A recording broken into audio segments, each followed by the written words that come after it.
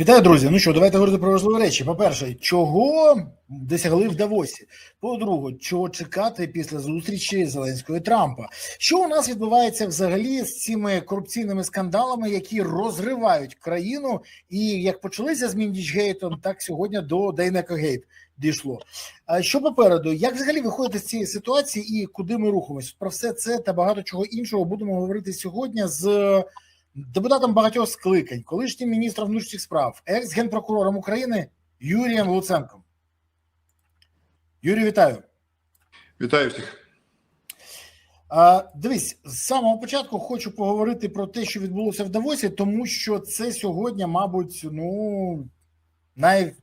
така гучніша історія. Трамп вчора заявив, завтра зустрінусь з Зеленським. Але до цього він скасував і зустріч, і підписання угоди на 800 мільярдів. І тут завтра зустрінусь. А що робити Зеленському, який вже сказав, що він нікуди не летить, а залишається з українцями, щоб проводити нараду, яка повинна допомогти з поверненням енергетики в Україну. Але Зеленський, почувши це, не зміг нічого зробити, каже, лечу теж, прилетів, зустрілись, вийшли. І далі заява Трампа. Зустріч з Зеленським пройшла добре, послання Путіну полягає в тому, що війні має бути покладений край. Окрім того, Трамп заявив, що Вітков і Кушнір зустрінуться з Путіним не сьогодні, як всі очікували, а завтра, після цієї зустрічі. Про щось домовлялися, якісь гарантії, щось повідомляли. І, до речі, Зеленський заявив теж, але це окрема тема, що минулого року, дословно я процитую його, минулого року тут в Давосі я завершив свою промову словами: Європа має знати, як захистити себе. Минув рік, а нічого не змінилося. А Зеленський знає, як Україні захистити себе, і чи все він робить для цього? Ну, дивись, дійсно, сьогоднішня зустріч в Давосі могла би стати надзвичайно важливою, якби обидві сторони хотіли пожертвувати собою заради миру. Але ні Трамп, це очевидно, ні Зеленський, на жаль, це менш очевидно для його шанувальників, але, на жаль, це правда, не збираються відмовлятися від пріоритету політичних розрахунків в своїй діяльності. Деталі.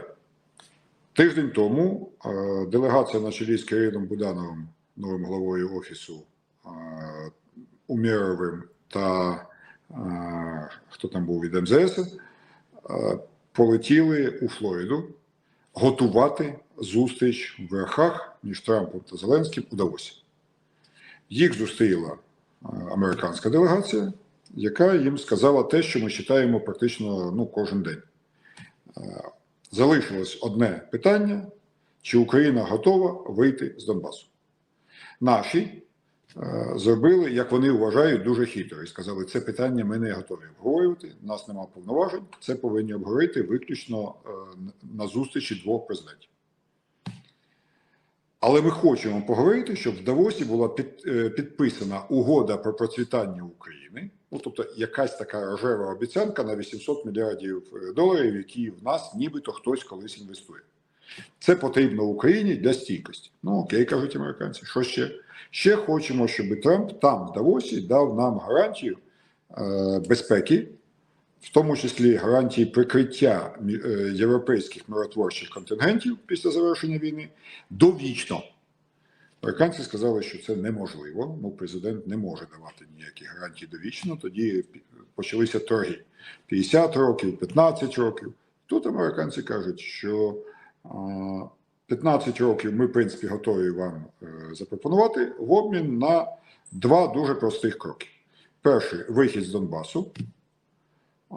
Як вже зрозуміло, це наші не були повноважені. І друге – на підтримку позиції США по анексії Ісландії. І тут наша делегація зовсім замерзла.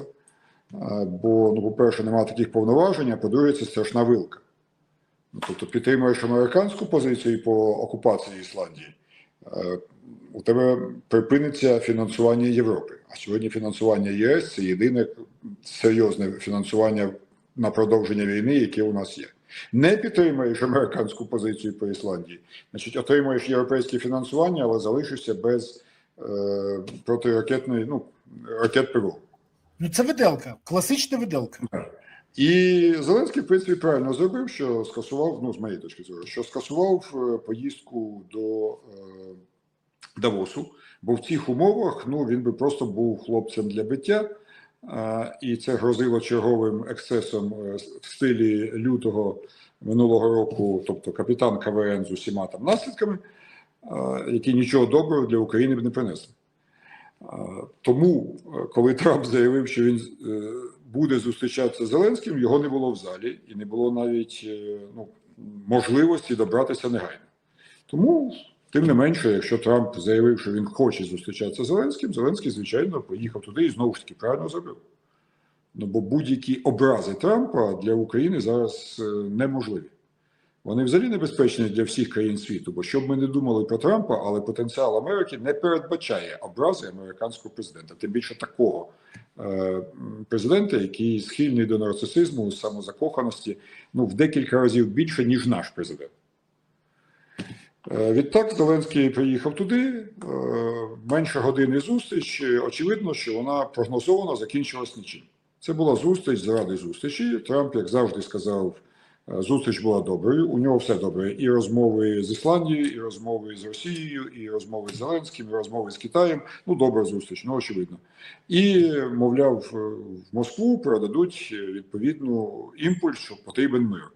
Таке враження, ніби останній рік Трамп не передає цей імпульс кожен божий тиждень. Що залишилось за лаштунками? Не знаю, побачимо. В ближчий час ми відчуємо відповідь на дуже просте питання. Бо насправді дійсно все звелося до територіального питання. Трамп, добре це чи погано, але це факт. Трамп впевнений, що війну можна зупинити, якщо Україна вийде з Донбасу. З моєї точки зору, це не так. Я вважаю, що Путін після цього знайде ще 10 різних причин продовжувати війну. Але Трамп мислить саме так. І саме цього він вимагав раніше і вимагав сьогодні в Давосі. Що відповів наш президент, я поки що не знаю. Але ми це побачимо буквально найближчі дні. Що міг би зробити президент? В нього є, як завжди, декілька виходів. Вихід перший – сказати, ні, ми ні за що не віддамо нашу територію на Донбасі і будемо продовжувати війну, а ви, пане Трамп, маєте нам допомогти, хоча б тому, що ви хочете поставити бази в Ісландії для запобігання ймовірному вторгненню Росії. А от в Україні на східному фланзі, або на південному фланзі, якщо дивитися від Гренландії, НАТО, це вторгнення вже відбулося. І якщо ви такий сильний по побудові ракетного куполу на Гренландії, то будьте таким самим сильним по побудові сильного флангу на Україні, яка вже під агресією.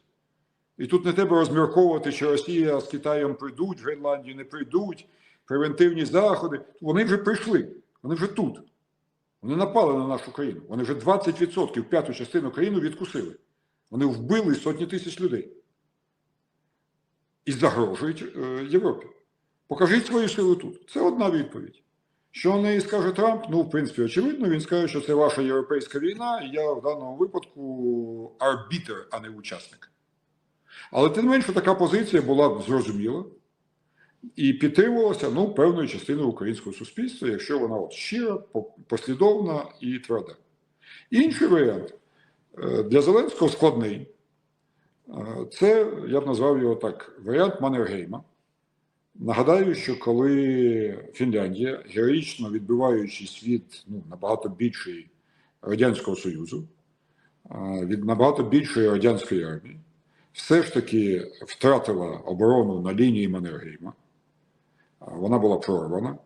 Коли радянський десант висадився на островах прямо напроти столиці Фінляндії Хельсінкі, уряд Фінляндії поїхав в Москву і підписав капітуляцію.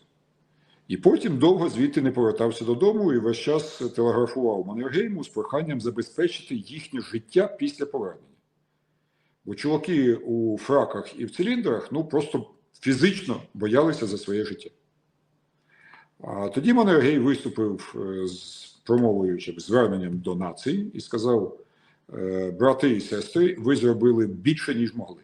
Всі подвиги і всі досягнення ваші. А вся вина за поганий мир моя. Бо Маннергей був державним діячем. І він взяв відповідальність на себе і сказав: подальше продовження війни несе ризик втрати державності. Я беру це все на себе. Це варіант державного діяча. Я не готовий судити, бо не маю всю повноту інформації, таку, яку має мати президент. Який варіант зараз має бути для нього визначальним. Але в нього є і такий варіант. Тільки він може знати, скільки в цій війні на виснаження ще є потенціалу України. І діяти. Боюся, що він має третій варіант, на жаль, який не пов'язаний з розмірковуванням про державу, а пов'язаний з розмірковуванням про власне переобрання. Допускаю, що сьогоднішня зустріч знову була переведена на тему референдуму і одночасних президентських виборів по електронному голосуванню. До речі, вибач, у мене є невеликий інсайт, який перевірений. Володимир Олександрович дуже хотів, щоб європейці погодилися і американці на електронне голосування. Європа не погоджується. Більше того, французи, які в не найгірших відносинах з Зеленським, а саме Макрон, сказав, що останнє, що він підтримає, це буде електронне голосування. Він взагалі є противником цього і не буде підтримувати цю історію. Більше того, він не довіряє і каже, що окрема історія – це наскільки треба довіряти державі. Естонію він, до речі, наводить як виключення. Це для розуміння. Тоді на кого ж спиратись Зеленському в Європі, щоб погодились на електронне голосування? Ну, дивись, знову ж таки, зустріч в Давосі вже остаточно показала, що можна спиратися або на Америку, або на Європу. І це вже не одна сутність. І тому те, що не приймає Європа, можна випробувати проштовхнути через Америку. І навпаки. Тому я не виключаю, що сьогодні йшла мова знов про це улюблену схему Зеленського. А давайте проведемо референдум, який 100 років не потрібен. Він взагалі не те, що не відповідає Конституції, він протирічить Конституції. Не хочу в цю тему заглиблюватися, ми з тобою це вже робили, але просто нагадаю нашим шановним глядачам, що в Конституції є повноваження усіх гілок влади. Президентські, парламентські там і так далі.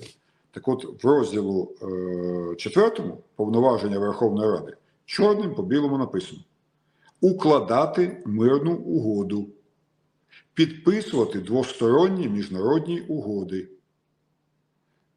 ратифікувати, перепрошую.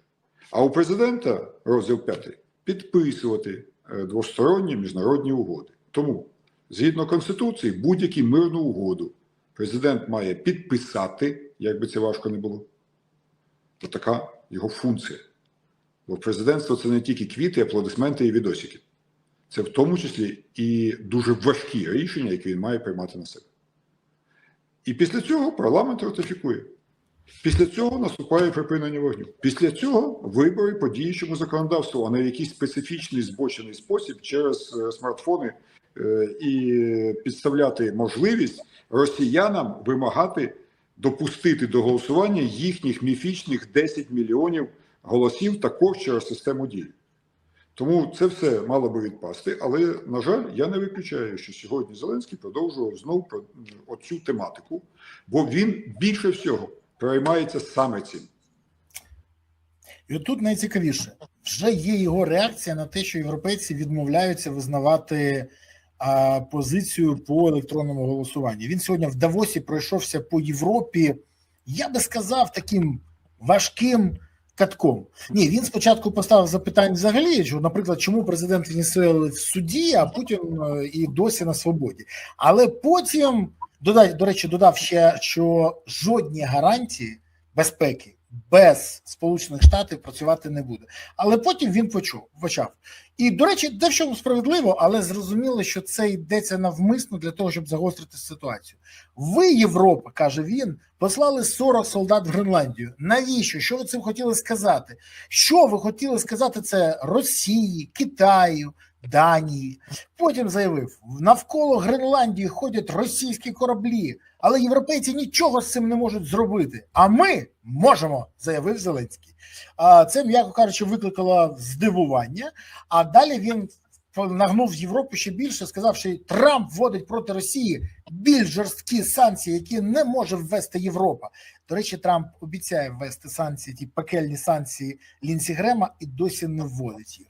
Ну і добив їх всіх, що немає єдиної позиції по Раду миру, яку запропонував Трамп.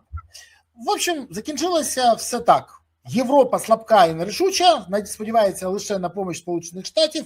Красива декорація, але нема сили. Трамп такий, який він є, говорить про те, що Європа повинна змінитися. В общем, підтримав Трампа. У нас що, знову, пам'ятаєте, як анекдот, концепція змінилася, я знову став більш лояльний до Трампа. Що трапилось? Звичайно, це все не витримує жодної критики, бо критикувати Європу за те, що вона відправила 40 солдат на штабні, підкреслюю, штабні навчання в Гренландію, в річницю власної Зеленського промови про шашлики, ну, м'яко кажучи, не гідно. Бо людина, яка перед війною, маючи 6 місяців можливості підготовки після попереджень про неминуче вторгнення, яке закликало готуватися до майських шашликів, сьогодні критикує когось за не таку оборону Гренландії. Ну, до речі, оборона вийшла удачною, насправді ніхто Гренландію не забирає. Це абсолютне лицемірство. Говорити про те, що американці затримують кораблі, а європейці їх не сміють затримувати.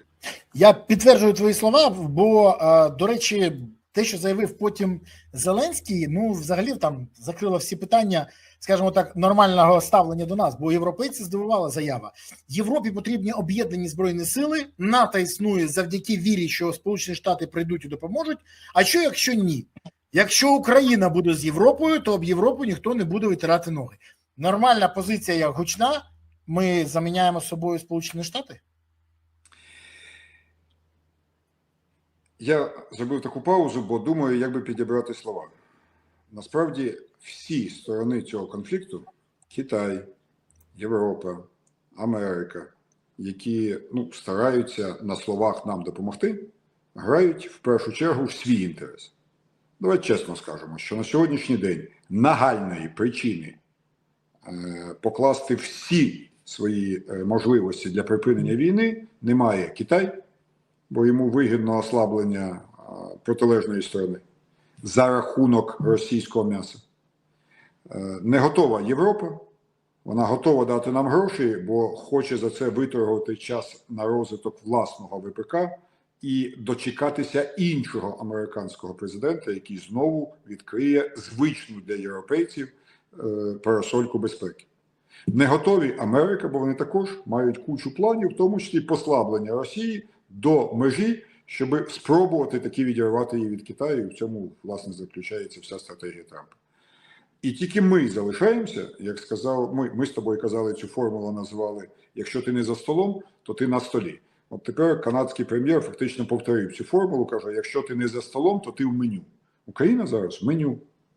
Ми зараз живемо в зовсім іншому світі. От Давос уже, перемога Трампа це довела, але хто ще не зрозумів, то це побачив у Давосі. Ми живемо в світі, в якому вже немає звичних однополярних союзів. Нема стабільності, нема розуміння взагалі того, що досягнути домовленості є повноцінними. Фактично, от я по першій освіті електронний фізик. І мені це дуже нагадує перехід людства від фізики Ньютона з усіма його законами, які описували абсолютно точні величини. От там маса дорівнює, швидкість дорівнює маса на прискорення. І так далі. Там точні величини. А далі почалася квантова фізика. Квантова фізика – це зовсім інша матерія, де нема нічого стабільного і визначеного. Де всі частинки, з яких складаються всі об'єкти, живуть в різних іпостасях одночасно. І Ми зараз будемо говорити про кота. Ми будемо говорити про кота Шрёдінгера? про кота Шрёдінгера в даному випадку можна прізвище підставляти будь-якого з наших союзників. От дивись, ти згадав про це? Окей, це називається принцип суперпозиції. Тобто це коли частинка елементарна існує одночасно в декількох станах. Ну, народ жартує навколо, чи фізики жартували, тепер народ це підхопив, що кіт може бути одночасно і живим, і мертвим. Оце от кіт Шрёдінгера. Але у нас зараз в політиці оця суперпозиція означає, що твій союзник може тобі давати кошти на ЗСУ, але одночасно свідомо постачати чіпи в Російську Федерацію. Можливо, через посередника. Є ще невизначеність Гейзенберга, також фізика, який сказав про те, що довів, оцей живий кіт, слава Богу, навіть два. Але, дивись, Гейзенберг сказав, неможливо з великою точністю, однаковою великою точністю визначити одразу два параметри або дві величини певної частинки. Наприклад, її точні координати і її точний імпульс. Що в нас це означає?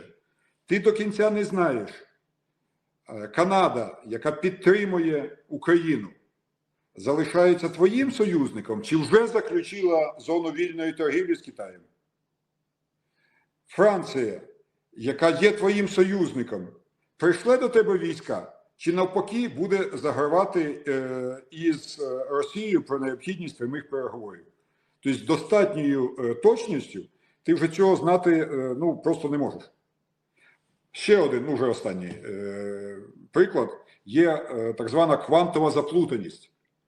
Дві частинки на величезній дистанції при певних обставинах моментально, просто абсолютно моментально, якщо змінюєш одну частинку, друга, там через сотні кілометрів, змінюється точно так же. Вони між собою зв'язані якимось чудесним майже чином. Це називається квантова заплутаність, на основі її зараз вчені пробують робити транспортацію. І, до речі, дещо в них виходить. Так от, це означає, що зміна ситуації в Тайвані, в Сирії, в Ємені моментально передає імпульс змін в усі інші частини світу. От ми живемо зараз в такому світі, в якому вже звичайні угоди, звичайні союзи, не знаючи нічого. Підсумовуючи, ми живемо в світі, де нема гарантій. В світі, де є лише ймовірності. Слова Трампа, навіть підписи Трампа, як і всіх інших наших союзників, зараз уже не гарантії. Є тільки ймовірність, що вони прийдуть нам на допомогу. Є тільки ймовірність, що вони в нас вкладуть якісь гроші в інвестиції. Є тільки ймовірність того, що вони будуть і далі нашими союзниками, а не заключать якийсь інший союз, відкрито чи в прихованому стані.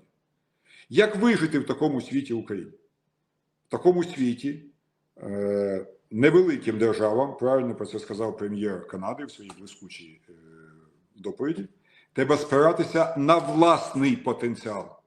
От зверни увагу, що мене страшенно підкупило у виступі канадського прем'єра. Канада ж перша, хто відчув на собі специфічну поведінку Трампа. Він же ввів тарифи проти них першим. І попробував практично скинути правлячу партію. До речі, так, а потім він намагався впливати на британські вибори, на інші, німецькі.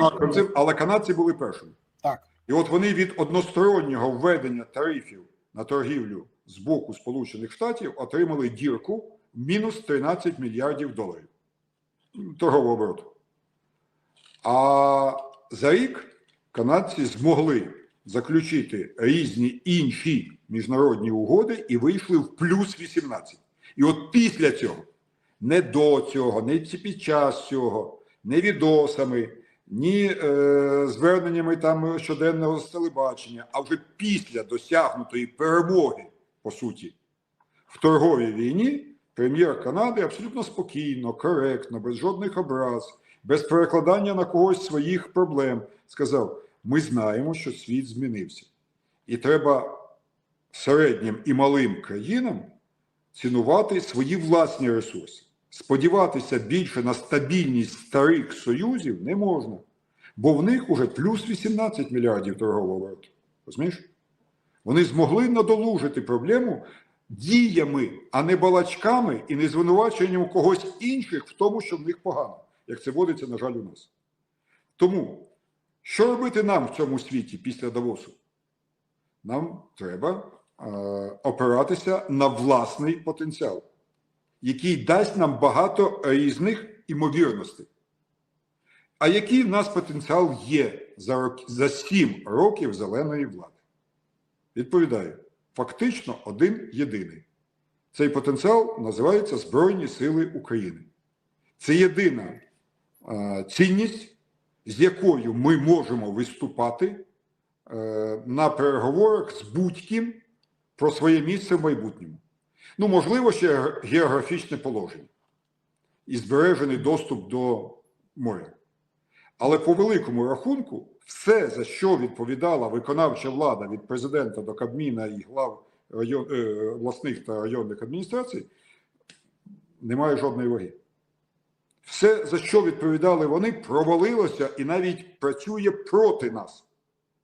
Ну, ситуація з світлом, теплом і водою зараз дуже показова. Це їхня відповідальність. Ситуація гуманітарна, ситуація з сусідами, ну, можна перечисляти безкінечно, на жаль, провалена. Єдиною стабільною цінністю, на основі якої наша елементарна частинка під назвою Україна може добиватися вигідних для нас імовірностей в майбутньому, є Збройні Сили України. Але це скоріше не завдяки, а всупереч діяльності наших діячів.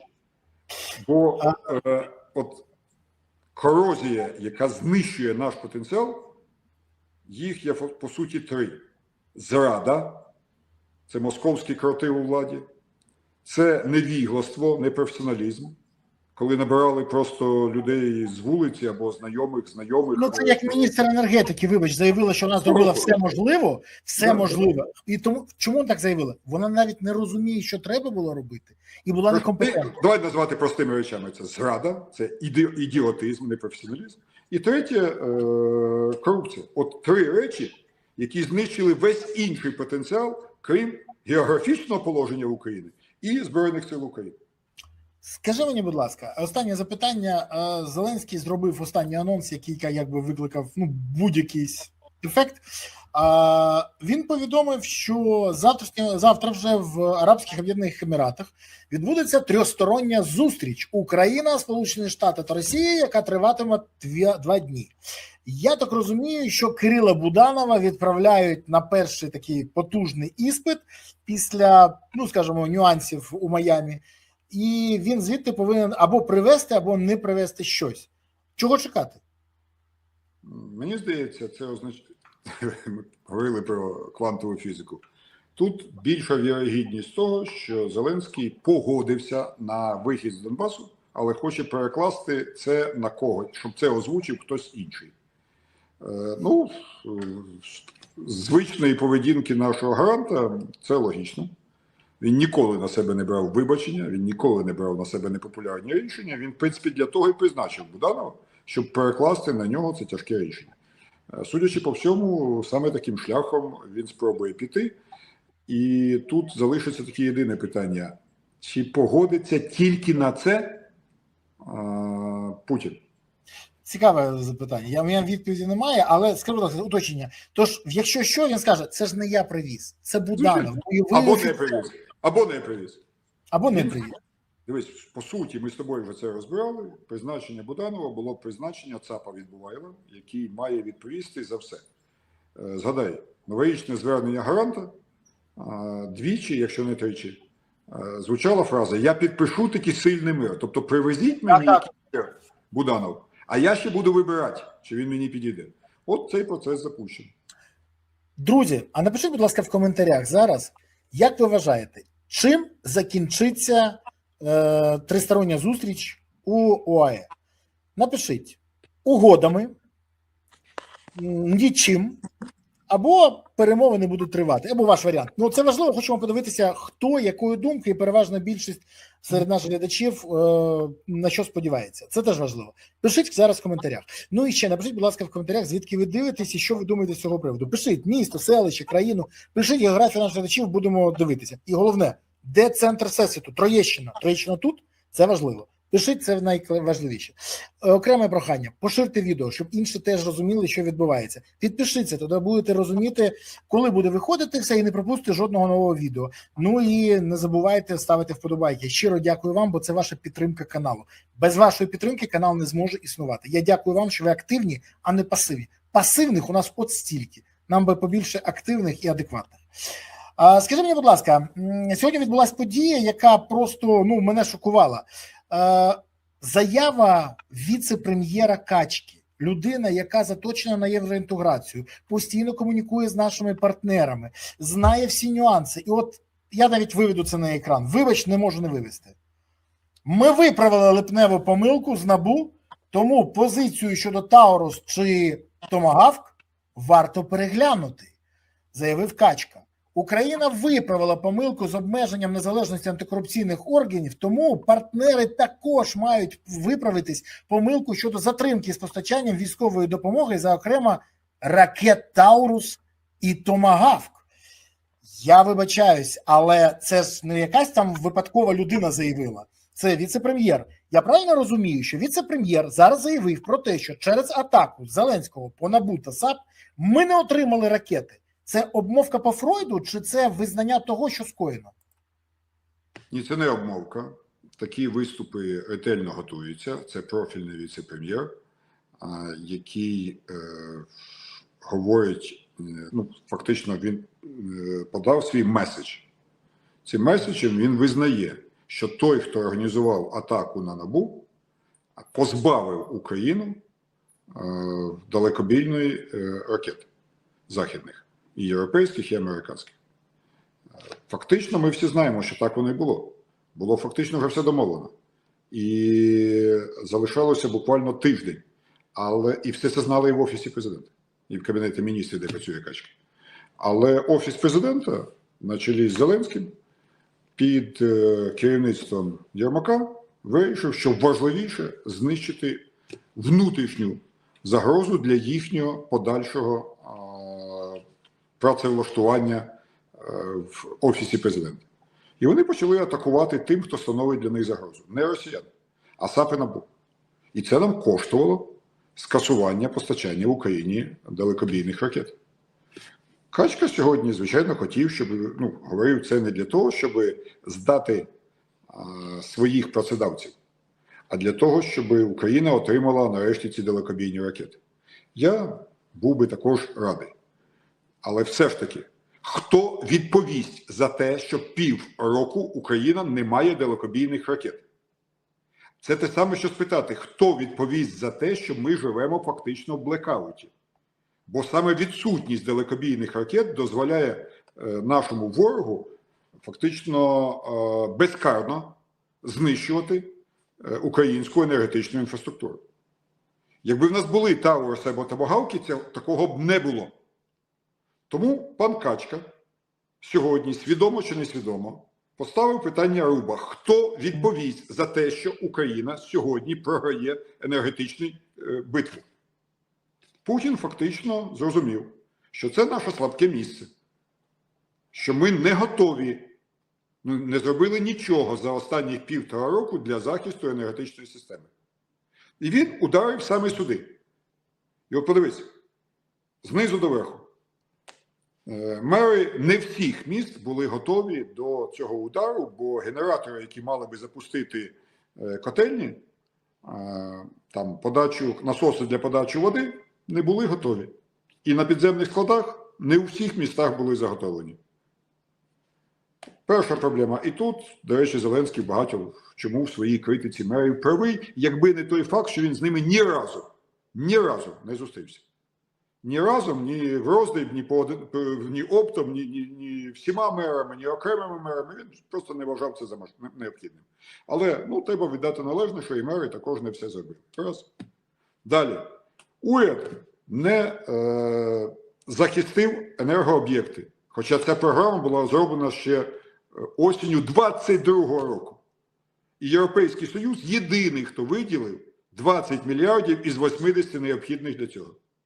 20 мільярдів з горем пополам використали, і з 22 об'єктів, які треба було захистити, стратегічних, захистили, я не можу сказати скільки, на всякий випадок, одиниці, скажімо так. Третє. Альтернативну енергетику в Україні, знову ж таки, з жовтня 22-го року, було запропоновано цей знаменитий 1 гігават, який рекламував Зеленський, але прийшов міністр енергетики імені Міндіча і зупинив цю програму. Просто тупо зупинив. В результаті жодна копійка не була вкладена і жоден завезений когенеративні там установки не були запущені. В результаті ми не маємо альтернативи. Четверте. З 22-го року і Зеленський, і Єрмак вели переговори із виробником дронів-перехоплювачів проти шахедів з штучним інтелектом, які збивають шахеди з коефіцієнтом корисної дії 1,2 на 1. Тобто, грубо кажучи, один до одного збивають ці дрони. З 22-го року... Це Резнікова, правильно я розумію? Це за Резнікова ще почалось. Це почалось за Резнікова. Воно почалося ще за Резнікова, потім далі. Так. Тільки в 25-му році, в середині, з паном Шмідтом Міністерство оборони таки підписало угоду. І от зараз ці дрони тільки почали за кордоном в Західній Європі вироблятися, поставлятися до нас. І, на жаль, це тільки, скажімо так, за місяць, за два ми не зможемо добитися максимального результату. Тобі ще один шар проблеми. Ну і, зрештою, основний шар, про який сьогодні сказав Качка. А зброї помсти у нас нема ні своєї, бо фламінго, як виявляється, в морози не літають. Правда, і без морозів не сильно літали. І імпортні варіанти, які, нам вже розказували, що фламінго круче будь-яких там цих томагавків або що. Але і їх ми не отримали через своє бажання закрити антикорупційні органи. І от весь цей комплекс проблем, всі 5 причин зійшлися до того, що Україна фактично сидить в блекауті. Тому що на всіх рівнях панує п'ята колона зрадників, невігластво і непрофесіоналізм, і корупція. От все це разом є союзники Путіна. Бо український блекаут – це спільне досягнення російських ракет і українських корупціонерів. Це тепер уже видно неозброєним оком для всіх. Кому не видно, давай попробуємо розшифрувати. Пана Качку. Тобто тільки за останній період, от за останній буквально тиждень-півтора, Україна дізналася, окей, за останній місяць, Міндічгейт – це коли 100 мільйонів вкрали на енергетиці, замість того, щоб готуватися до зими. Це тільки енергетика. Ти уточни, будь ласка. Ми говоримо поки тільки про енергетику. І при цьому ще й двушечка на Москву. Ми дізналися про те, що є Шурма-гейт, коли крали на тій же енергетиці, але в інший спосіб. Буквально на днях. В той же період ми дізналися, що є а Шурма, до речі, заступник голови Офісу президента, хто раптом не знає.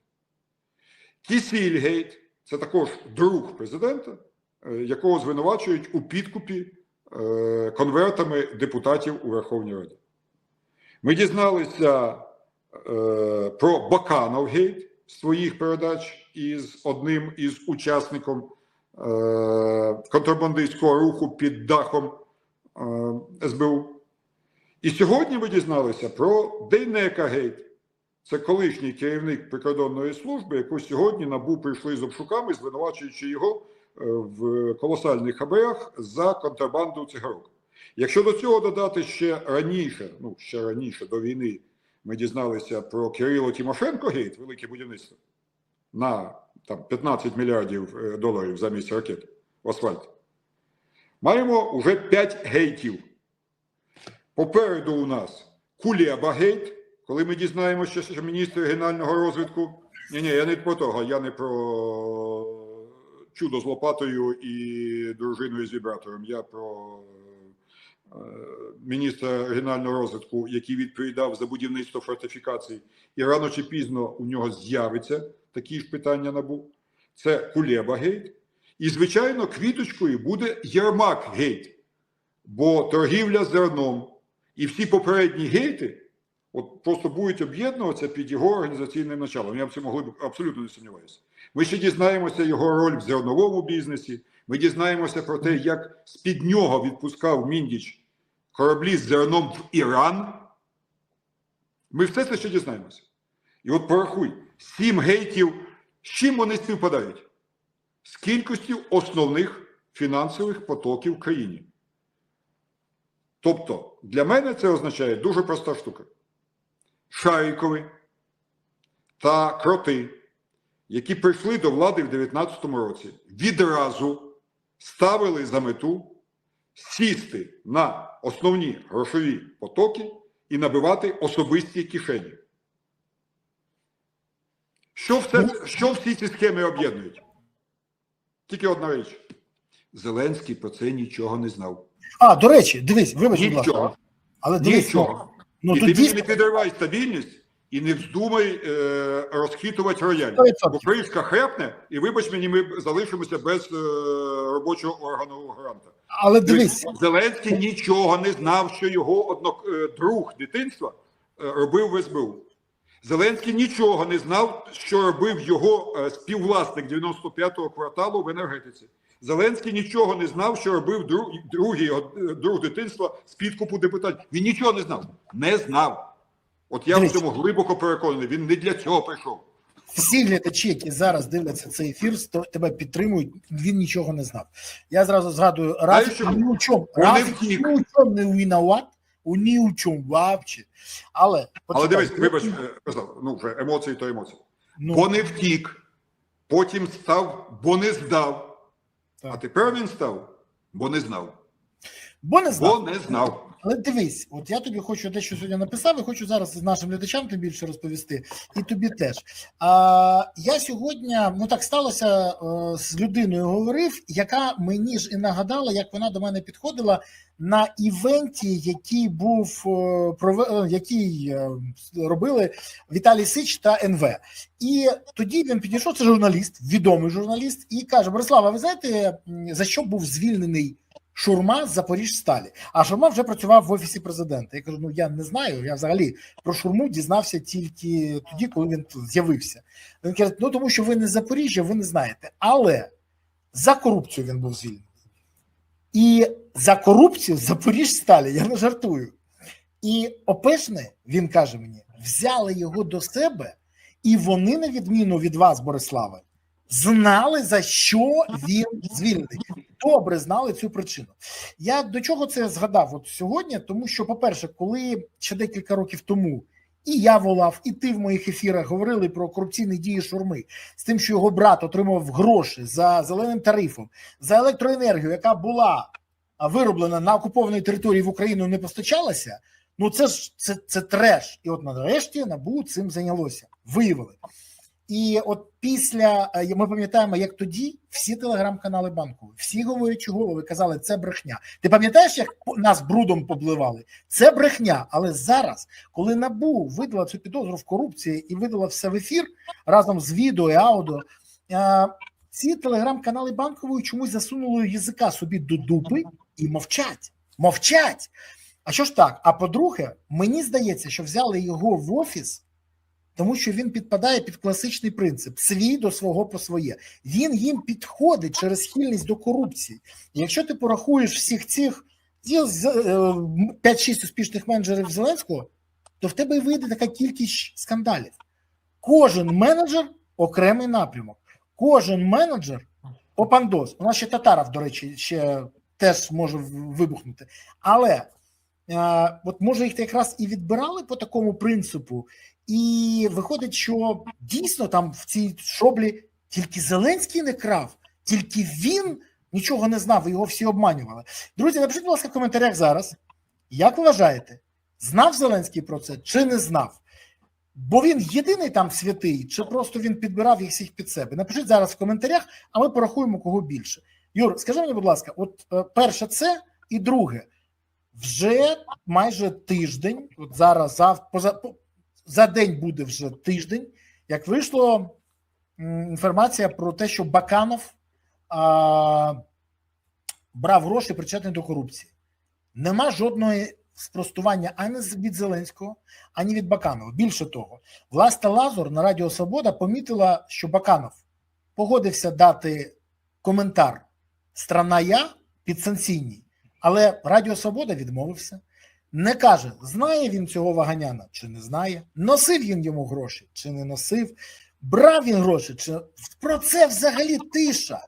Але анонімні телеграм-канали знову почали розповідати: Ваганян не той, це погано, він взагалі з цього середовища. Так я ж знаю, що він з цього середовища, бо як інакше людина зсередини цієї шобли може знати про те, що всередині шобли відбувається.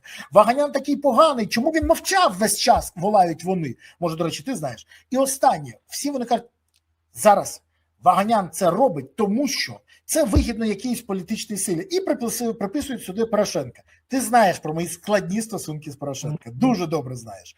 От поясни мені, будь ласка, як їх в голові вміщається намагатись дискредитувати джерело, хоча це не треба. Ви спростуйте все інше. До речі, вони зараз намагаються навіть сказати, що це не Баканов, це взагалі інша людина. Чекаю, що вони про Наумова теж скажуть. Слухаю, що скажуть на це? Дивись, багато запитань задав, тому давай попробуємо. Перше, ми давно вже говорили про те, що всі ці так звані успішні менеджери навколо Зеленського, на жаль, прийшли з команди як не тільки Януковича, але навіть із команди Путіна, як, наприклад, Подоляк. І, до речі, навіть після зміни глави Офісу нікого йому не дали звільнити. На місцях Татаров, на місцях Подоляк, на місцях всі ці діячі, які тільки тих, кого шуганули НАБУ, і вони втекли за кордон, от тільки тих не стало. До речі, скажу, що після сьогоднішньої операції проти Дейнеки, я остаточно переконався, що закони про НАБУ і САП в свій час ми приймали не дарма. Треба віддати належне, що вони вийшли на рівень, задля якого, власне, їх і робили. Звичайно, ще буде багато помилок, багато проблем, багато незадоволення, але тим не менше, насправді, це єдиний орган, який системно б'є по основним точкам корупції. Наскільки ефективно, покаже життя. Але те, що в них вже точно є сміливість це робити, це вже для мене багато чого вартує. Давай додамо, що підтримка НАБУ, якраз як і кредит довіри є, це якраз той кредит довіри, сподівання, що вони почнуть боротися з корупцією, почнуть її нищити. І зараз НАБУ виправдовує ту довіру, їм респект. Їхній професіоналізм покажуть судові засідання, але їхня сміливість уже доведена. Тому це великий респект, як кажуть. Тепер з приводу, кого набирає в свою команду. Давай спочатку. Мені також позвонив друг мого дитинства, Заївного, і каже, а чому Береза перетворився на канал контрабандистів? Чому саме зараз він дає це інтерв'ю, а не раніше? І я так на правах давньої дружби кажу, Олег, а не туди ж твою дивізію? Так виключи Березу. Виключи, спи спокійно, знай, що Іван Баканов самий чесний голова Служби безпеки України. І далі дивися ці всі відоси Зеленського, все, що він розказував, цю брехню, яку годували нас всі ці роки. Не дивись. Але насправді американці, Бог зна коли, ще в минулому сторіччі, на початку, придумали систему для того, щоб подолати мафію. Вони дозволили угоду зі слідством. Тобто будь-який мафіозі, який здає керівництво мафії і загальні їхні схеми і, скажімо, розподілення ролі, може таким чином отримати менше, а інколи покарання, а інколи навіть і змінити життя. Почати з нуля. У нас це називається викривач. У мене нема жодного сумніву із того, що я бачив у тебе під час двох твоїх ефірів із цим діячем, що у цієї людини величезні хвости в минулому. Дивись, Бог милував, я вже не генпрокурор. Але думаю, що у нього є маса питань, які можуть йому поставити слідчим. Як він купував і вивозив зерно, чи всі податки сплатив, як він відмивав гроші для мафії, і багато іншого. Але справи мафії знають тільки учасники мафії. І якщо людина набралася сміливості, хай навіть зараз, ну бо вибач мені, якби він це сказав у 21-му році, його б всі заплювали, бо Бубочка ж був вище будь-яких доказів. Вище. А до речі, а уяви собі, що якщо б він вийшов у 21-му році, що б з ним було? От чесно скажу. Так я скажу, суспільство його б обплювало, НАБУ не відкрило би двері, бо там ще на той момент сиділа стара команда. А Наумов з своєї посади казав, що цей Коброн хоче мене образити. Тому, дивись, звичайно, це погано, але він вийшов в той момент, коли вийшов. І, зрештою, він також проявив якусь сміливість. Так само, як проявляє сміливість сьогодні НАБУ, реєструючи справу після твого першого ефіру. Так само, в принципі, цю сміливість проявив він. У мене нема сумнівів, що до нього є маса питань. І з того, я тебе підтверджую це і хочу додати. Він в своєму другому інтерв'ю сказав, що тільки після того, як було скоєно 2 замахи, він просто подумав, що третій може не пережити. Це і є причина, але тим не менше.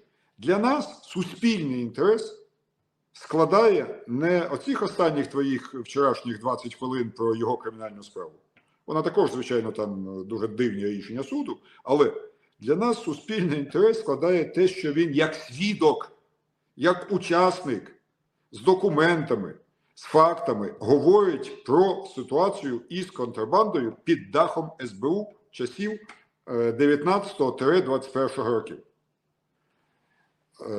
Ми почули від нього про те, що був призначений, ну, він каже, правильно каже, що він мало знає Баканова. Та Баканова, в принципі, майже ніхто і не знав до його призначення головою СБУ. Це був просто друг дитинства новообраного президента.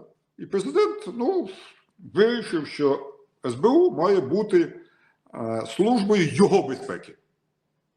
В принципі, ну, це дуже схоже, але, знаєш, в такому примітивному варіанті, як рішення Кучми. Кучма, директор Южмаша, стає президентом. Кого він призначає Службу безпеки України? Свого кума, начальника ВОХРа, військової охорони, воєнізованої охорони заводу Южмаш, пана Деркача. Тому що він хотів, щоб, ну, от, держава для нього це був Южмаш, і в ній був там енергетичний цех, там продовольчий цех, там підсобка культури, і була ще така каптьорка, де сидів начальник ВОХРа. Ну, тепер він буде називатися СБУ. Для нього це була така, от, як для червоного директора, така схема. А тут прийшов людина з шоу-бізнесу, з якого, між іншим, ну, були серйозні оборудки на мільйони і мільйони. Коли він переходив з каналу на канал, коли він проводив певні там концерти, те, що, ну, в нього крутилися серйозні гроші, які потребували юридичної оцінки. І от він знав, що для цього потрібна якась безпека юридична. От СБУ він призначив таку людину, щоб вона гарантувала його особисту безпеку.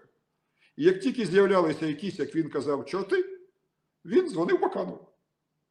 Не тоді, коли вони з'являлися в країні, або в бізнесі, або в якихось там серйозних підприємствах, а коли в нього з'являлися чорти, він тут же дзвонив Баканову. Все, для нього ця схема була логічна. Але Баканов ні халєри не знав, звичайно, про Службу безпеки України. Скажу відверто, він разів 3-4, а я тоді ще залишався пару місяців на посаді, ходив до мене, ну, ми проводили такі бесіди ознайомчі, що буде у нього попереду. Я як міг розповідав, чим займається СБУ, що треба покращити, які виклики його чекають. Ну, наприклад, тебе заставлять зняти всіх керівників обласних управлінь. Я це прекрасно розумію. Але маю на увазі, що всі керівники обласних управлінь, неважливо, Закарпаття чи там Харків, мають свою ділянку на фронті і на протилежному боці, в так званій ЛНР, ДНР, мають свою агентуру. Тобто вони поділили території і кожен на свою. Якщо ти їх звільниш, ти втратиш 80% агентури. Думай, як цього вирулить. Можливо, ти зможеш отримати хоча б заступникам, які ведуть цю агентурну роботу. Не змінюй їх, бо інакше ти втратиш можливість роботи. Це такий от маленький приклад тих довгих бесід, які я вів. Але потім виявилося, що знайшовся ще один громадянин, звали його Наумов. який сів в бек-офіс на вулиці, якщо не помиляюсь, Саксаганського, і приймав бажаючих піднятися по кар'єрній лінії в новій СБУ. І задавав їм дуже просте питання. Який в тебе є компромат, і які в тебе є солодкі бізнесові справи? І от на підставі відповіді він формував майбутній кадровий потенціал, який мав очолити голова служби, як він його називав, директор Баканов. Сам Наумов, от ти розказуєш, що вони там всі були вигнані за корупцію. Наумов, я вже потім, правда, дізнався, працював, виявляється, на там, мікроскопічній посаді начальника відділу реально по скрипкам і кнопкам, от реально по матеріальному там постачанню паперу, кнопок і так далі в ГПУ. Він там працював. Як тоді він зміг вибудувати таку систему? Як Так, людина, яка займалася кнопками і скрепками, змогла побудувати неймовірну корупційну схему? Його, коли я прочитав, що він колись був в ГПУ, я здивувався, спитав у свого начальника, ну, зама по тилу, той каже, так, був такий. Каже, я його зловив на тому, що він вимагав відкат за ремонт ліфтів в ГПУ. Ну, просто вдумайся в масштаб особистості.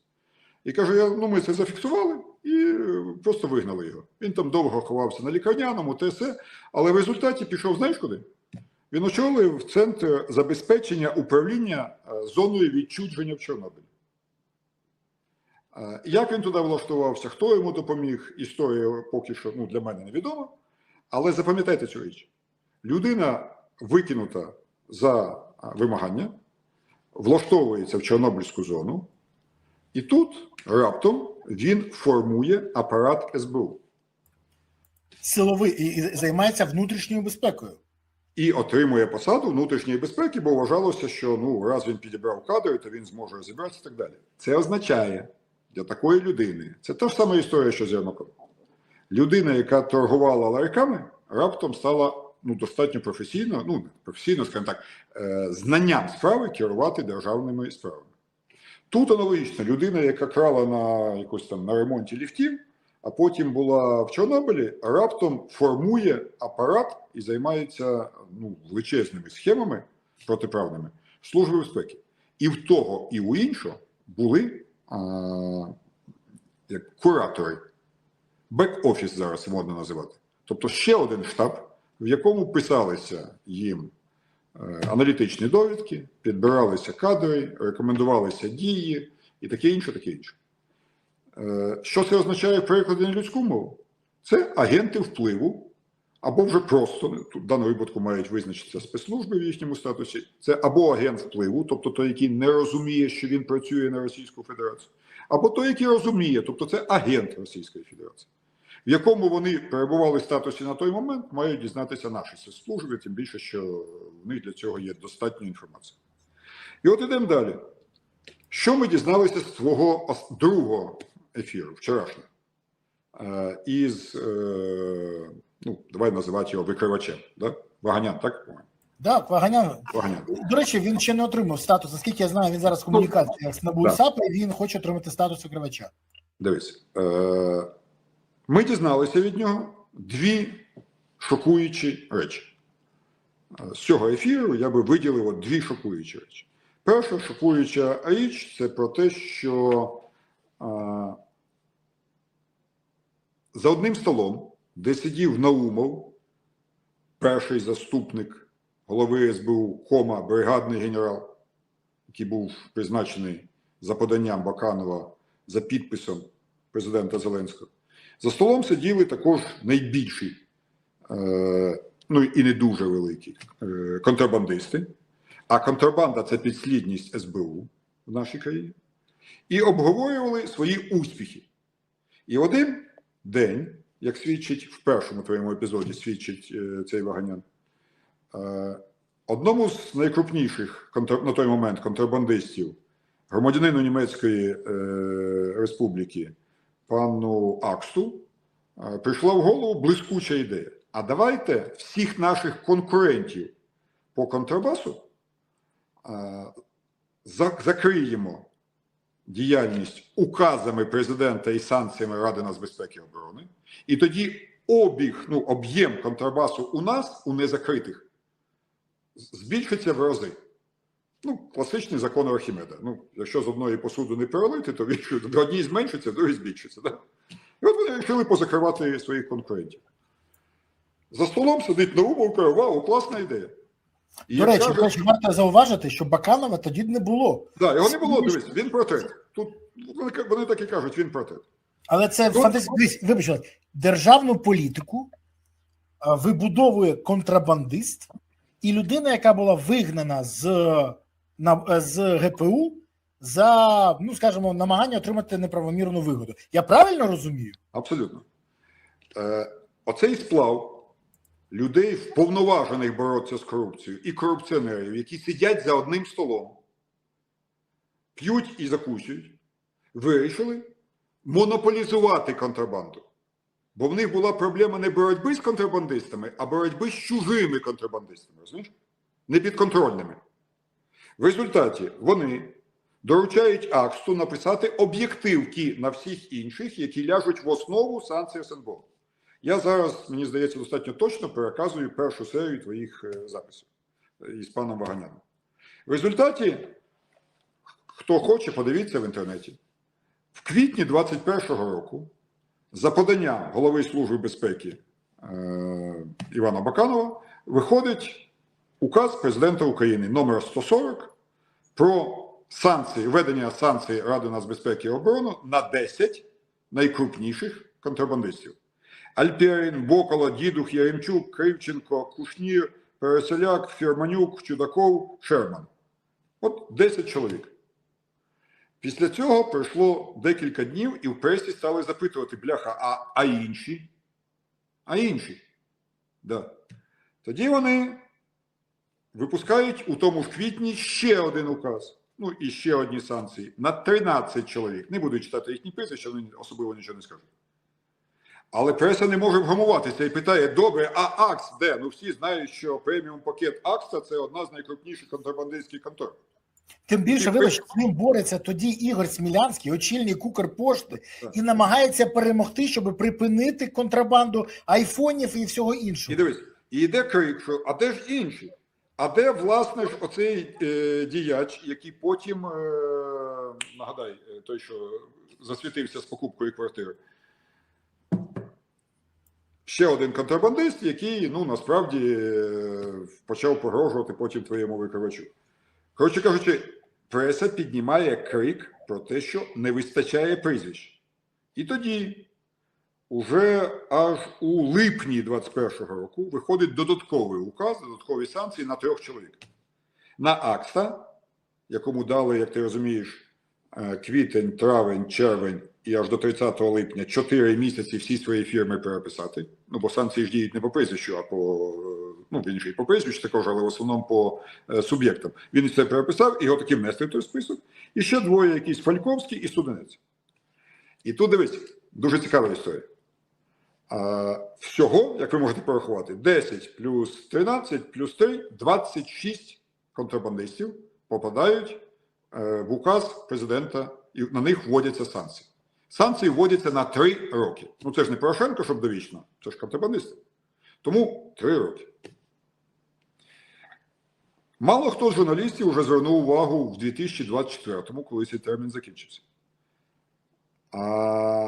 Як ти думаєш, скільком контрабандистам продовжили санкції у 2024 році, коли закінчилися 3 роки, ну, дій введених санкцій? От як ти думаєш, з 26 скільки продовжили? Ну, давай так. 70%. Угу. 4. Санкції продовжили. Я не вгадав, вибачте. Тут санкції з 26 продовжили 4 людям, які вважають контрабандистами. Вибач, а на підставі чому? Іншим несправедливо? Тоді передали країну, вибачте. Героїв країна має знати. Продовжили Альперіну, який знаходиться в Києві, і він вже в тому віці, і з таким багажем, що, в принципі, напевно, можна спокійно жити. Єремчук, Кушнір і Шерман. Відомі контрабандисти, які живуть за кордоном і продовжують свою протиправну діяльність, координуючи її не тут, а там. Тому їм ці всі санкції до одного місця. Можеш спитати у свого Ваганяна, чому вони попали в цей список. Я тобі гарантую, що він відповість, тому що вони платити не хотіли. а решта 22 заплатили. Хтось заплатив за те, щоб взагалі не попасти в список. Скільки, сказав Ваганян, заплатив? 5 мільйонів Єрмолаєв заплатив за те, щоб не Єрмолаєв, вибач, який сидів за столом. Вибач, йому не допомогло. Він заплатив, Ні, але не потім... так. Я поясню, не так. Він сидів за столом, коли починалася ця вся історія. Він і Акст. І вони обоє були ентузіастами знищення своїх конкурентів. Так. Тільки Акста все ж таки, очевидно, також за якусь послугу, дали 3 місяці переписати бізнеса і таки внесли в список. А от Єрмолаєв заплатив, як каже твій викривач, 5 мільйонів плюс 2 квартири в центрі Печерська. І він в список так і не попав ні в 21-му, ні на початку 22-го. Він попав в список тільки коли в службу прийшов Малюк і заніс його в список довічних санкцій за торгівлю на окупованих територіях. Він торгував в Криму і на окупованому Донбасі весь цей час. Але його не вносили ні як контрабандиста, ні як пособника окупантів. І вніс тільки Малюк, що треба зрозуміти, в 22-му році. Тим не менше, коштувало йому це, як свідчить твій свідок цих дій, і він клянеться, що він може це довести. 5 мільйонів плюс 2 квартири на Печерську. Якщо я щось розумію, то той будинок, про який він говорить, квартирка буде десь під мільйон. Дивись, це квартира будинок біля Маріїнського парку. Це знаменитий будинок. Знає весь Київ. Всі самий модний будинок, незаконно, до речі, збудований. Це той будинок, де квартира Міндіча, Зеленського, Шафіра, і, до речі, тепер там ми бачимо не тільки в них. А тепер дивись. Запитання. Якщо було 26 контрабандистів, а продовжили тільки 4, то що ж сталося з 22? Напевно, вони також обійшлися не задарма цим переляком. І давай вважати, що вони 5 мільйонів не платили, бо 5 – це за те, щоб не попасти в список. А за те, щоб список не продовжити. Давай будемо вважати, 5 плюс 2 квартири – це 7, давай, хорошо, по 3 мільйони. Получається, у мене так виходить, 66 мільйонів доларів – це 2,5 мільярда гривень. Якщо навіть платили по 2 мільйони, то виходить мільярд 800 мільйонів гривень. А президент, Борислав, коли підписував ці укази, обіцяв, що надійде 300 мільярдів. Не 2,5, не 1,5, а 300. І причому не в кишеню його друзям, а в бюджет. І скажи мені, хтось хоч колись бачив надходження в бюджет України за рахунок боротьби з контрабандою? Ти знаєш, я бачив відео Зеленського, де він каже, що я готовий знімати санкції, якщо гроші будуть повернуті в державу і там перерахують їх на армію, на ЗСУ. І от мені цікаво, Баканов і вся ця натовп, вони ці гроші перерахували на ЗСУ? Я думаю, що їм не важко буде показати транзакції і продемонструвати це. Колись було модно жарт в Радянському Союзі. Хор довгожителей Кавказа. Пісня «Надійся і жди, вся жизнь впереді». Отак і ти можеш надіятися, все життя попереду. Але дивись, у нас у опозиції є агент внутрі «Слуг народу», звати його Даніло Гетманцев. І от він відповів мені, а я тобі переслав спеціальну фоточку, на питання, чи зменшилась контрабанда в результаті такої рішучої боротьби СБУ та президента. Якби ці контрабандисти були знищені, дивись, нам би з тобою можна було б тільки розказувати, що при цьому щось вони тирили по кишеням. Та хрень з ним, скажуть люди. Зато контрабанди не стало, бюджет наповнився. Я зачитаю. Агент Гетманцев, це 25 рік. Контрабанда електроніки щороку завдає держбюджету 20 мільярдів збитків. Даніло Гетманцев. До речі, далі він каже, втрати державного бюджету України тіньового ринку електроніки щороку становить близько 20 мільярдів гривень, з яких половина від нелегально ввезеної продукції Apple. До речі, у пана Гетманцева iPhone. Дуже хочеться дізнатися, теж нелегальний? Дивись, якраз пан Акст і займався завезенням цих айфонів. Тому питання, обілечення всіх цих контрабандистів, з якими нібито боролися санкціями Ради нацбезпеки і указами президента, а насправді ставили за мету обілетити за невключення в список 5 мільйонів, за непродовження списків, ну не знаю скільки, 2, 3, 1, яка різниця. Це просто обілечення.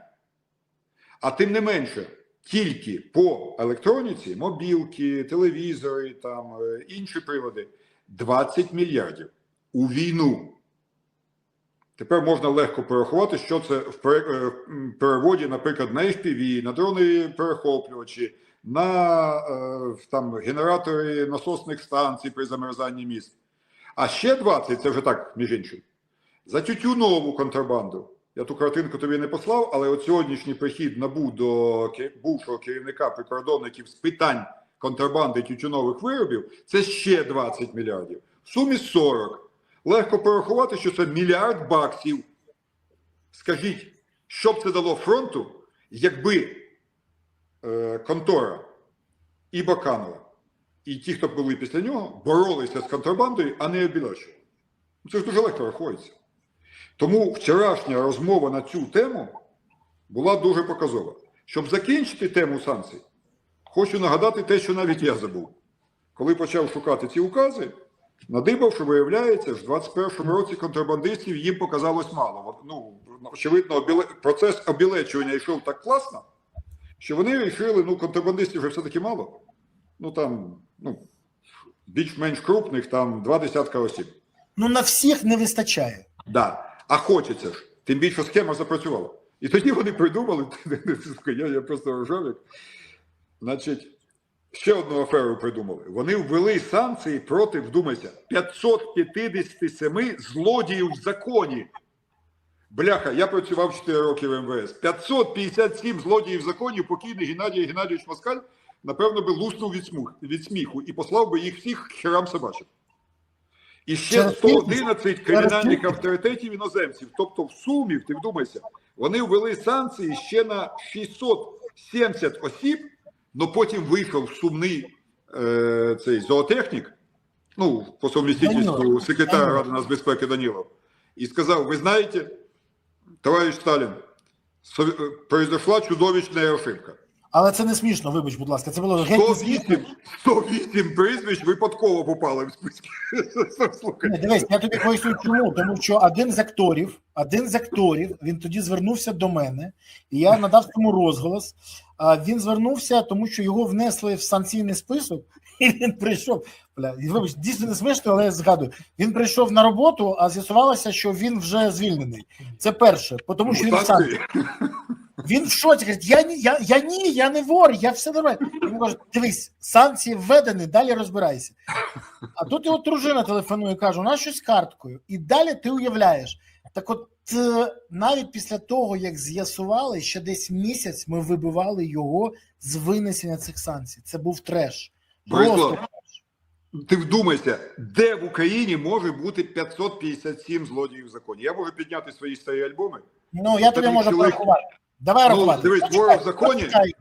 Ні, ворог я знаю поіменно. Давай рахувати. Дивись, кількість фракцій «Слуга народу», скільки? Там, ну, далі.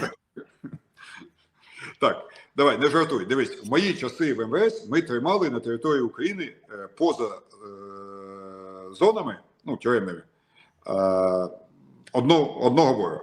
Льора Сумський. Тобто ви його знали, де він, що він контролював? Ми знали, що він половину часу живе на території Росії, половину в Сумській області, і він для нас був такою підсадною качкою, бо будь-який вор заїжджав на територію України тільки якщо, ну, скажімо, поп'є чаю з Льорою. Ну, такі в них там поняття. Якщо він під'їжджає на цю територію, він мусить у нього відзначитися. Як тільки хтось туди заїжджав, ми його, ну, знаходили спосіб депортувати. Все. Був один вор. Всі інші або сиділи в зонах, або виїхали за кордон. Звідки могло взятися за часи, ну, після цього, ну, за 10 років 557 злодіїв в законі, ну, хіба що в той спосіб, який ти розказуєш. Ну просто, ну, це бред.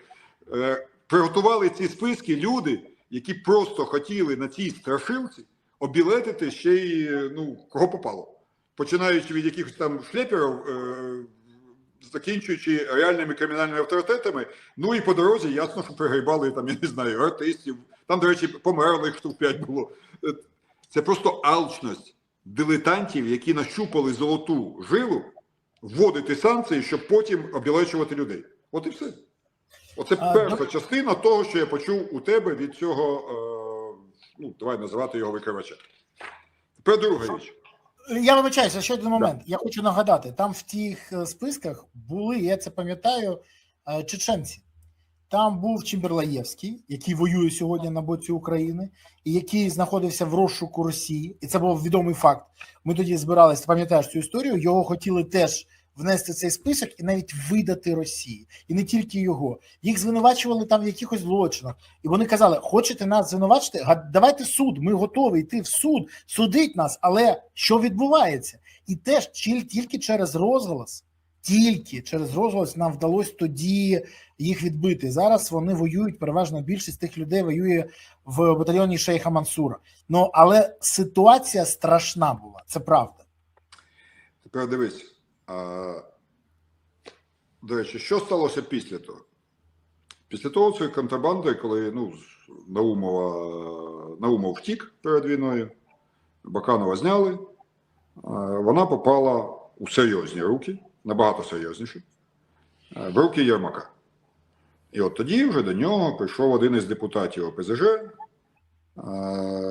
в супроводі того ж, до речі, Єрмолаєва. І далі вони, і ще одного колишнього високого посадовця МВС, які замутили схему Бузенко бутилочного горлышка, через які пропустили всю торгівлю зерном України. Це приблизно 40 мільйонів тонн в рік, помножити на 2 бакси, виходить 80 мільйонів просто на тому, що ти мусиш пройти через спеціально створену для цього структуру. Люди скупили всі перевалки, і всі змушені були платити ці гроші, і це якраз зайшло нагору. А різниця між скупкою зерна у фермерів і продажею її споживачам вже йшла в кишеню цих нових, набагато більш професійних, ще з часів партії регіонів виконавців. Тепер друга історія, але про це, напевно, потім поговоримо, бо... Вибач, я згадав, Валентин Тамусяк, його прізвище було, це актор театру на Подолі. Я навіть згадав. Дивись, ми можемо сміятися, але людина була в шоці взагалі. Йому зруйнували життя менше, ніж за там один розчерк пера. Дивись. І зараз він це згадує так, знаєш, з таким минуле, слава Богу. Але ж не всі могли вийти на Березу, який почав привертати увагу до цього. Тому що раз акторський цех виростив президента, то, напевно, хтось із акторів мав відчути на собі. Жартую, звичайно, сумно. Людина нормально в драматичному театрі грає. Ти що? Ну, отак, да. Дивись, тепер друга річ, яка, мені здається, набагато більш резонансною, яку ми вчора почули. Тобто, перша річ – це те, що санкції – це був просто інструмент обілечення, санкціями торгували і торгують. А друга річ, здавалось би, вже куди далі. А друга річ мене вбила ще більше.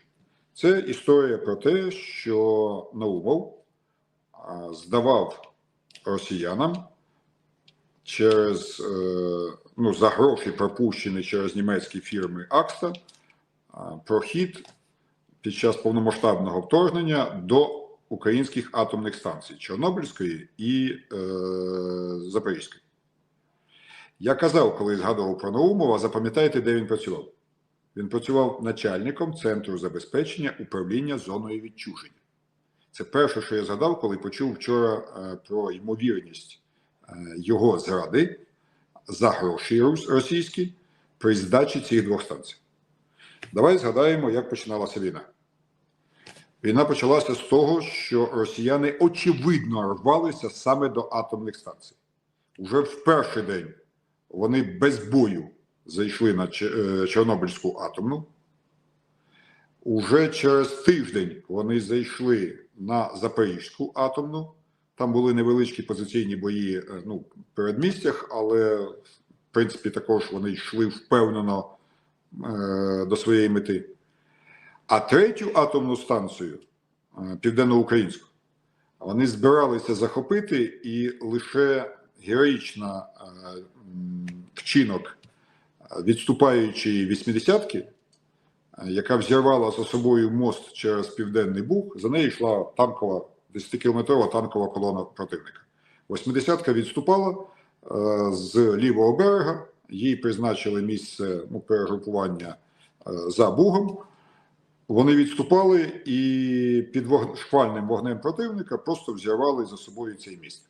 Він фактично там єдиний. Буг дуже глибокий, достатньо широкий. Росіяни покрутилися, побоялися розстрілу в вузьких вуличках цих маленьких населених пунктів, розвернулися і далі пішли на штурм Миколаєва, куди вже приїхав, слава Богу, Марчелло, і їм це не вдалося.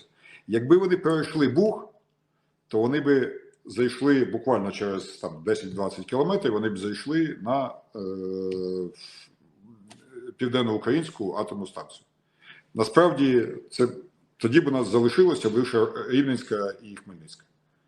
Тоді би фактично вся Східна Україна, плюс Київ, він так специфічно закольцований цими західними і східними кільцями енергетичними, залишився б в блекауті ще тоді. Чому вони так впевнено йшли до атомних станцій? Ну, зрозуміло, кожен мені скаже, а що ж ти, якщо ти знаєш населений пункт, можна пересуватися по карті. Але крім того, треба знати, де стоять Нацгвардія, яка по закону охороняє ці станції. Скільки Нацгвардії, чим вона озброєна, які в неї є вогневі рубежі і так далі. Це міг знати тільки той, хто мав доступ до відповідних документів. До цих документів мав доступ керівництво МВС і Нацгвардії, ну це ясно, і СБУ. Хто був, Наумов, очевидно, здав все, що знав про Чорнобильську атомну. Цитую, Радіо Свобода, червень 22-го року. Наумов, це вони після інтерв'ю із ДБР, Наумов міг передавати секретні дані щодо Чорнобильської атомної станції спецслужбам Російської Федерації. По цьому була порушена ще тоді кримінальна справа, яка по сьогоднішній день, ми не знаємо відповіді. Цитую Reuters, 29 липня 2022 року. РФ могла захопити Чорнобиль завдяки спецагентам, яких відправили ще в 2021 році, щоб підкупити чиновників і підготовити ґрунт для безкровного захоплення. Це шматок із інтерв'ю Reuters із українськими слідчими. Я зараз дещо додам. Вибач, я додам. Ні, я просто дивися фото, яке надав Ваганян з своєї свадьби. На цьому фото з правої сторони крайній стоїть людина, яку поставив саме Наумов на Чорнобильську атомну. Ти правий. Так. І далі цитата Reuters. За словами джерела українського, безпосередньо знайомого з планом вторгнення російського, Чорнобиль також був пунктом передачі даних зі штаб-квартири СБУ. В обмін на гроші українські чиновники передавали російським шпигунам інформацію про військову готовність України. Кінець цитати. Це відкриті джерела, які виникли із інтерв'ю наших та зарубіжних журналістів і з нашими слідчими. Після заяви Ваганяна про те, що росіяни проганяли гроші через німецькі фірми Акста для купівлі Наумова та інших і здачі атомних станцій, це уже не дзвіночок, а я би сказав, колокольний дзвін до тих, хто призначав такого першого заступника Служби безпеки України.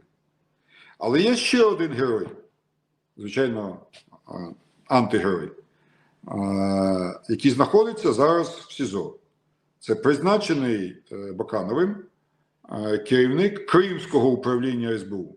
Ну, здавалось би, що таке Крим? Він окупований, чим він там може займатися? Він знаходився в Херсоні. Звали його, господи, нагадай, Кулініч. Офіційні заяви... Генерал Кулініч, давай зразу. Генерал Кулініч. Офіційні заяви СБУ про те, що це людина Сівковича, і в них є перехоплення про те, як він доповідав Сівковичу про свою шпіонську діяльність. Давайте назвати речі синами. Він був свідомий шпіон, а Сівкович був їхнім керівником. І от генерал Кулініч був не просто керівником СБУ по окупованому Криму, але і мав доступ до всіх документів щодо оборони тимчасової лінії з окупованим Кримом. Більше того, буквально за тиждень чи два, вже зараз не пам'ятаю точно, до початку вторгнення він організував штабні навчання про готовність відбиття атаки. Потім він отримав догану за те, що проводив ці штабні без дозволу Києва. А для чого він це робив? Бо на штабних навчаннях викладаються карти, де помічено все. Мінні поля, заміновані мости, переходи, розстановка сил і засобів і так далі. От саме це і було ціллю його штабних так званих навчань, бо всі ці документи він і передав російській стороні. Перед, ще раз кажу, повномасштабним вторгненням. Зараз він сидить в СІЗО, останнім часом десь затих, але коли були активні суди, він всім показував дуже круті смс-ки. Від керівника Служби безпеки України Баканова про те, що всі підрозділи СБУ з півдня України на чолі з керівниками, всі спецпідрозділи СБУ на чолі з керівниками мають негайно покинути свої обласні центри і прибути в Київ. Висновки зробіть самі.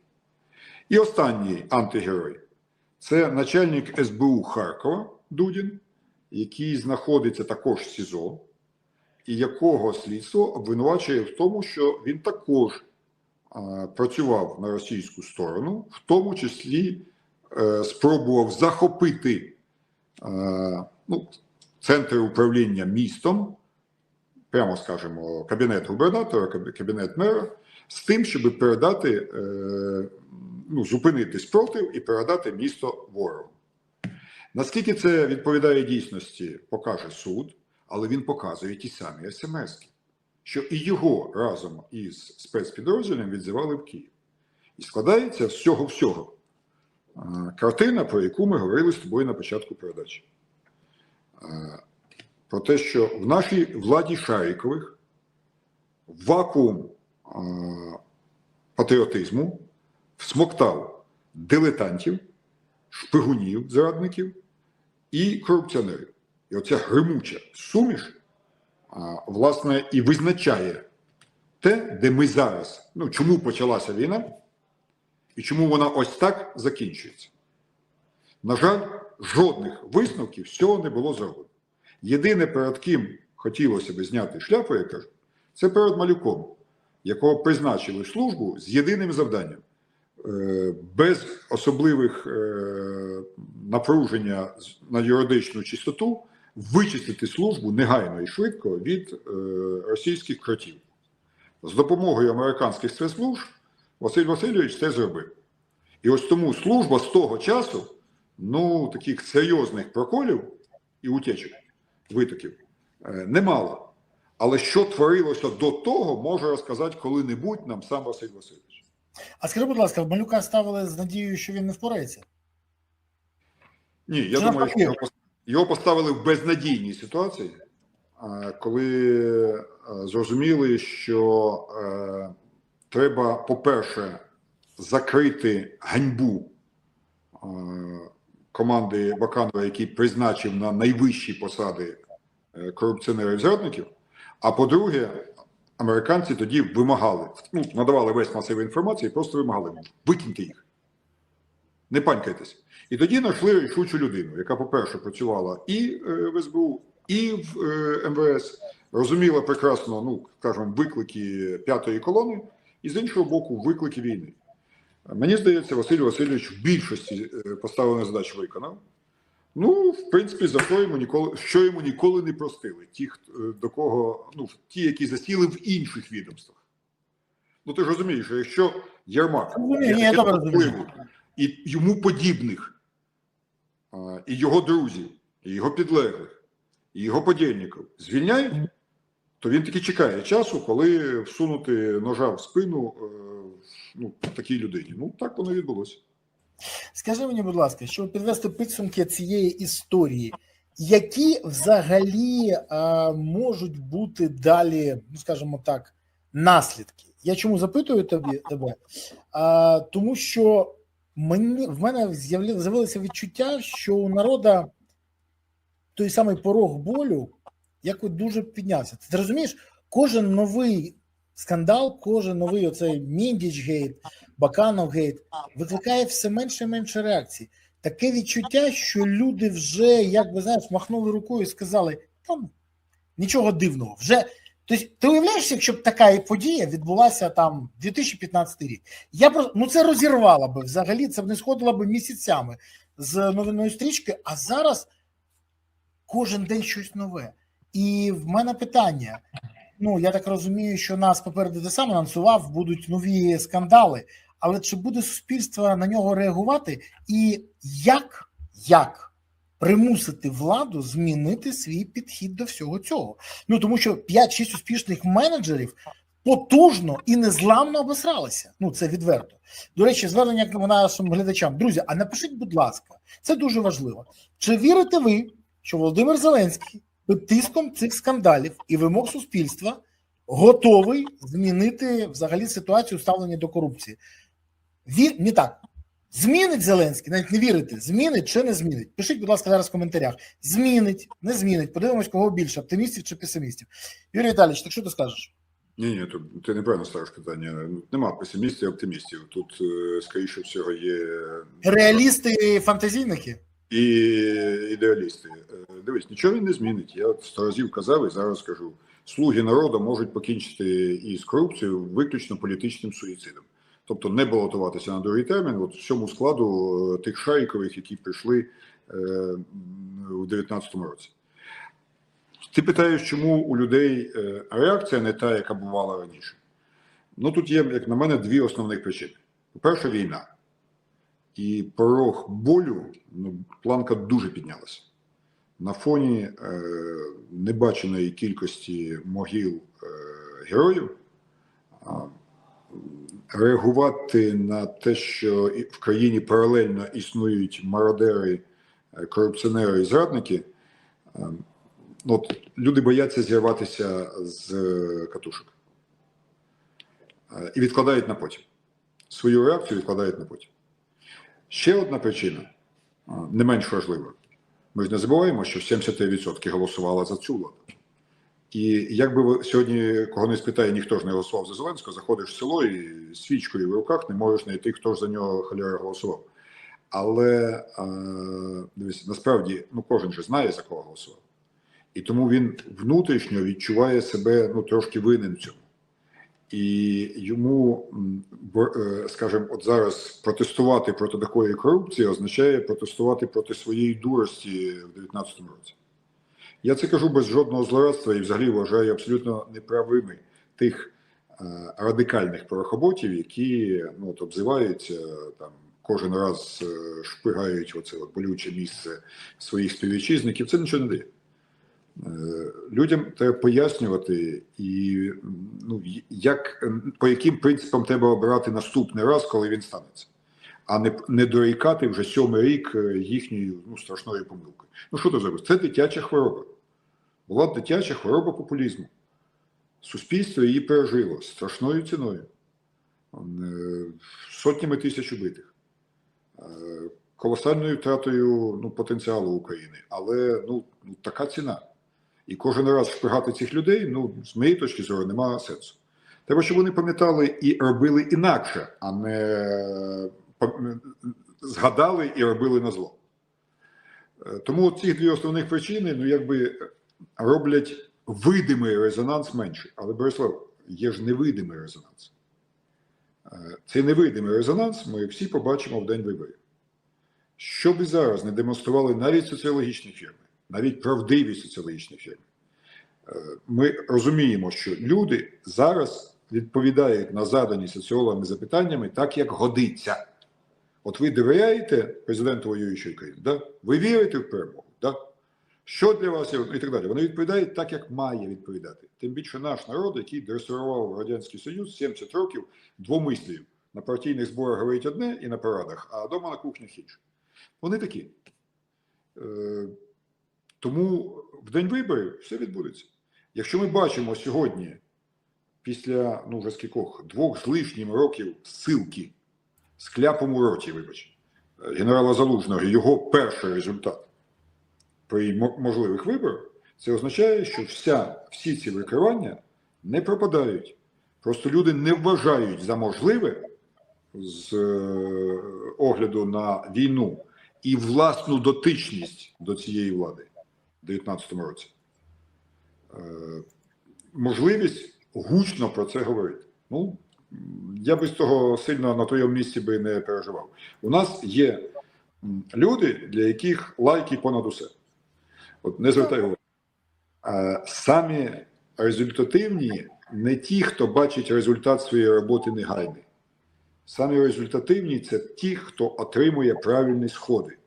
Перепрошую за підняття планки, просто зараз читаю книжку про Шухевича, вийшла новенька у Фоліо видавництві. І от він же ж був із сім'ї, яка давала дуже багато священників в попередніх поколіннях. І, звичайно, Біблію знав дуже добре.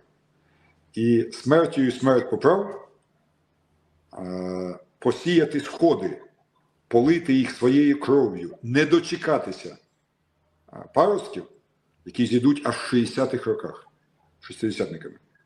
Це було правильна робота.